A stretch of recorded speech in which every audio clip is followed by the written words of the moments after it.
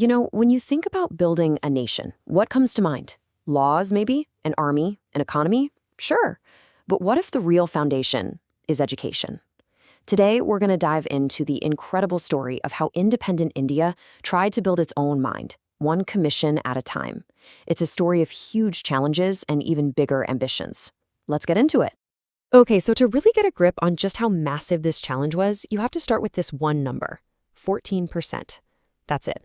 When India gained independence in 1947, that was the literacy rate for the entire country. Just let that sink in.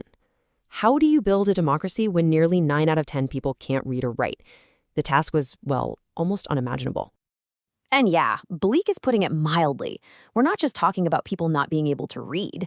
We're talking about a total lack of, well, everything. No infrastructure, no clear vision, and practically zero opportunity for millions and millions of people. This quote really nails it. It was like starting at the bottom of a huge mountain. So let's break that bleak picture down a bit, because the details are just wild. Look at this. Only 1 out of every 3 kids between 6 and 11 was even in primary school. And it gets worse. For teenagers, only 1 in 20 was in secondary school. 1 in 20. And for the entire nation, a place with hundreds of millions of people, there were just 17 universities. And the money being spent? Less than 0.5% of the national income. That's where they had to start. The absolute ground floor. So, with a problem that big, where do you even start? Well, the new government basically decided to attack it from 2 sides. First, they went for the top, fixed the universities to create the future leaders. And at the same time, they had to tackle the foundation, the schools themselves. So let's meet the first architects who drew up these plans. And they didn't waste any time. Just 1 year after independence, in 1948, the first blueprint was on the table. It was called the University Education Commission, but everyone knows it as the Radhakrishnan Commission. And its mission was crystal clear. Figure out the entire purpose of universities in this new India. What should they look like? What was their job? And this is where you see the real impact.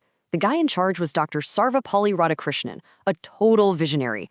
And his commission didn't just write some dusty report that would sit on a shelf. Nope, they actually created something.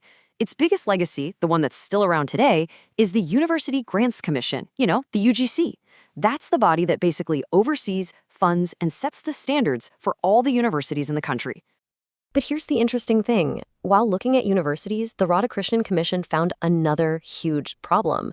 They basically said, hey, we can build great universities, but if the schools sending us students are broken, what's the point?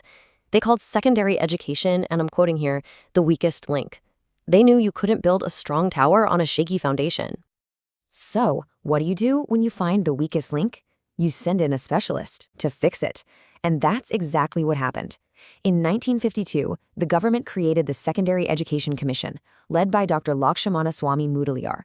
Its entire job was to dive deep into the school system and figure out how to rebuild it. And this is a really simple way to see the difference. On one hand, you had the Radhakrishnan Commission, totally focused on higher education, aiming to create the nation's leaders. On the other, you had the Mudaliar Commission, focused on schools, aiming to build good, solid citizens. One gave us the UGC, the other laid the groundwork for the higher secondary school system, top down and bottom up. Okay, so you've got a plan for universities and you've got a plan for schools, but they're separate plans. The next logical step was a huge one. Could someone create a single, unified master plan for all of Indian education? From kindergarten all the way to a PhD? This was the most ambitious project yet. And this is where the Kothari Commission comes in. You can think of them as the master planners. For the first time, a commission was told to look at the entire system, the whole shebang. They were tasked with creating one single coherent vision for education in India. And the chairman, Dr. D.S. Kothari, made his philosophy incredibly clear. Just look at the title of the commission's report, Education and National Development. That says it all, right? The big idea was that education isn't just for getting a job. It's the main engine that drives the entire country forward. It was a massive philosophical shift. And this right here is its most famous, most lasting legacy, a structure that probably looks very, very familiar to a lot of you. The 10 plus 2 plus 3 system. 10 years of basic schooling for everyone, then 2 years to specialize, followed by a 3-year degree. This single structure created a national rhythm for education that defined the Indian system for generations. So now we've got these incredible blueprints. We have the structures. But a blueprint is just a piece of paper, right? The next huge challenge was how to actually build the house. How do you make these grand ideas work for every single person, especially those who've been left behind? This is where the 1986 National Policy on Education, or NPE, steps in. Championed by Prime Minister Rajiv Gandhi, this policy had a different feel to it. It wasn't just about structures anymore, it was about social justice. Its number one goal was to tear down barriers and use education as a tool to create a more equal society. And it wasn't just talk. The NPE 1986 led to real, concrete actions. It put a huge focus on educating women and people from disadvantaged communities. It launched something called Operation Blackboard to make sure every single primary school had basic things like a building, a blackboard, and teachers. It kickstarted the Open University system to give people a second chance at a degree, and it really pushed for a child-centered approach in classrooms. And this quote just makes it so personal. For literally millions of Indians, this policy wasn't some abstract document. It was their childhood. It was their school. As this educator points out, if you grew up in India during a certain era, chances are you are a direct product of the systems that the NPE 1986 created. It shaped a whole generation. So, let's do a quick recap of our story so far. It's pretty straightforward when you lay it out. We started with Radhakrishnan fixing the roof, higher education. Then, Mudaliar came in to strengthen the walls, the schools. And finally, Kothari drew up the master blueprint for the whole house, each phase built directly on the one before it. But, of course, the world doesn't stand still. By the time we hit the 21st century, a whole new challenge was on the horizon: the global knowledge economy. India's education system, designed for a different era, had to evolve, and it had to do it fast. The answer to this new challenge was the National Knowledge Commission, the NKC, created in 2005. You can think of this as a high-tech think tank for the modern age. Its mission was to create a new blueprint, not just for schools and colleges, but for everything related to knowledge, libraries, languages, internet access, to get India ready for the future. And if you want to know how ambitious they were, just look at this number, 1,500. That's how many new universities the NKC recommended India should build by 2015.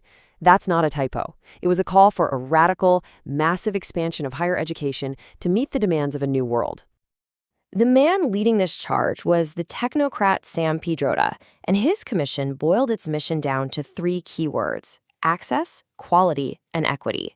The modern challenge was how to get more people access to high-quality education and how to do it in a way that was fair to absolutely everyone. But we have to end on a dose of reality. From that very first commission in 1948 all the way to the NKC, India has never had a shortage of brilliant plans. The real, persistent, and often frustrating challenge has been turning those beautiful blueprints into reality in every single classroom, in every single village and city. And that leaves us with this final thought. The architectural plans are there. They've been drawn and redrawn by some of the country's best minds for over 70 years. The big question for today and for the future is a simple one, but it's the most important one of all. What's it going to take to finally build the thing? Quick revision about the tabs. A quick revision about what we have seen. So what is the alternative name of Radhakrishnan Commission? University Education Commission. Radhakrishnan Commission, if flashcards, these things are independence. Who was the chairman? Sarvepalli Radhakrishnan. Which commission recommended led to establishment of the University Grants Commission? Radhakrishnan Commission. What is the alternative name of Kothari Commission? National Education Commission. Kothari Commission established. The uniform education structure did the Kothari suggested. Kothari Commission reports to appropriate title. Which commission recommended the establishment of common school system to promote an egalitarian society? Kothari Commission itself. What is the alternative name of Mudaliar Commission? Second Education Commission. Mudaliar Commission was appointed on September 23rd to address issues related to what level of education? Secondary. Who was the chairman of Secondary Education Commission? We know, Lakshmi Mudaliar. Which Prime Minister introduced the National Policy of Education? Rajiv Gandhi. NPE 1986 placed key emphasis on women education, scheduled tribes.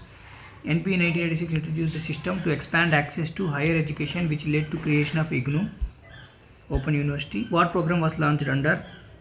NPE 1986, improve infrastructure and primary school national-wide. Operation Blackboard, it should be. National Education Policy 1986 advocated for the approach in primary education, child-centered primary education. The National Education Commission, Knowledge Commission, NKC, was created in June 2005 by which Prime Minister? Manmohan Singh. Who was the chairman of National Education Commission? Sam Pitroda. The National Knowledge Commission suggested the creation of appropriate how many university of the year? 1500. The National Education Commission recommended the establishment of 50 new national universities. When was the Hunter Commission established? 1982. When was the main issue addressed by the Hunter Report? 1982. Wastage and stagnation. When was the Sadler Commission established? 1917. Sadler Commission 1917 recommended the establishment of Dash as a governing body, the court as a governing body. When was the Hartog Commission established? 1929. When was the Sargent Plan established? 1944. The National Education Commission 1948 stated that education was the weakest link in Indian education machinery. Secondary. So, which policy first marked as a significant step towards a national education system? National Education Policy 1968. The Dash was established to review the NPE 1986 and its 1990 report was named towards an enlightened and humane society. The revised program of action of 1992 was based on the report of Ramurthy Committee and which other committees? Janardhan Reddy Commission. What is the core principle of common school system? To provide equitable quality of education to all children. The concept of neighborhood schools is central to which proposed educational system? The Indian National Flagship Program, Universalization of Elementary Education, implemented a central sponsor scheme in Sarva Shiksha Abhiyan. Which organization prepared the National Curriculum Framework? NCF 2005 guided learning without burden. What medium of instruction does NCF 2005 recommended? British era document established in 1984. Woods Dispatch. Lord Curzon 1904 recognized the Indian University Act. Who had the National Commission of Teachers? Chattopadhyay. Justice Verma Commission 2012 established the review on making recommendation of what aspects of education, teacher education. The National Policy of Education 1980 envisaged expenditure of what percent of national income? 6%.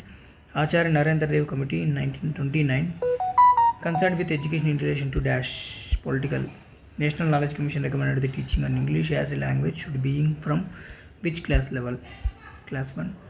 Which commission introduced the policy of developing a 3-year national system secondary education? Mudaliar Commission. Who was the Chancellor of Madras University? Mudaliar. Who was the official established date of July 14, 1964? Which commission recommended the introduction of work experience as an integral part? Kothari Commission. Which policy advocated for the establishment of district institutes of Indian and training date? Indira Gandhi, IGNOU 1985. Time frame for Sadler Commission 1917 to 1919. Alternative schooling EGS. What is the people teacher ratio? 30:1. National Curriculum 3 Language Policy. Charter Act 1813.